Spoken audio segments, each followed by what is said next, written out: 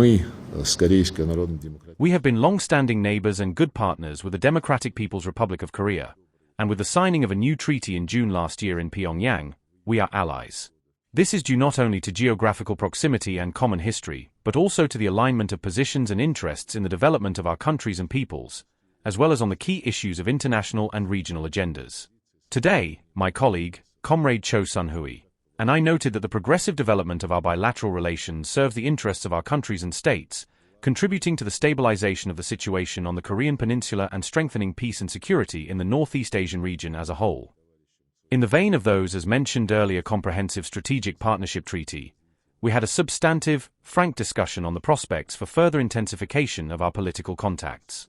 This includes the Ministry of Foreign Affairs, and we just signed a plan for inter-foreign ministry exchanges for the years 2025 to 27. The document is comprehensive and covers almost all key international issues.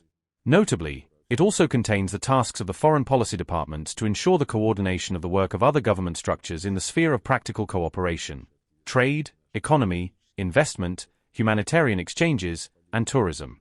Importantly, it includes support for the Russian language in DPRK and the Korean language in the Russian Federation.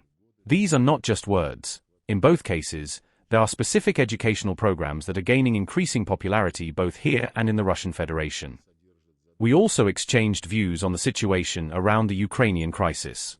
Our Korean friends confirmed their unequivocal support for all the goals of the special military operation and the actions of the Russian leadership, the Russian army, and in general, our citizens to ensure the achievement of these goals.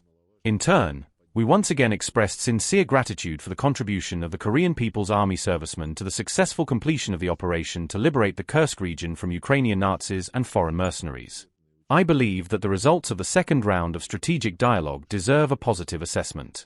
These results pointed out further paths for the development of our strategic partnership in all areas of bilateral relations and on the international stage. The Russian President, Vladimir Putin, and the President of the State Affairs Commission, Kim Jong-un, are in constant contact. They regularly exchange messages. No one intends to stop this practice, but our leaders will determine the specific occasion for the next exchange. The same applies to their upcoming contacts, which will undoubtedly take place, with time and place agreed upon by the President and the Chairman of State Affairs.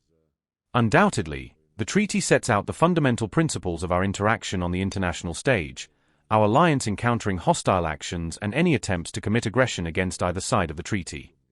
Flights between Moscow, Khabarovsk, and Pyongyang have been restored. There are plans to resume maritime communication as well, which will all foster contacts between people. Naturally, the border regions of our Far East will be primarily interested in this. They are well acquainted with North Korea. The leadership of the Democratic People's Republic of Korea had drawn the appropriate conclusions long before the Israeli-American strikes on the Islamic Republic of Iran. Because these conclusions were timely, no one dares to use force against the DPRK.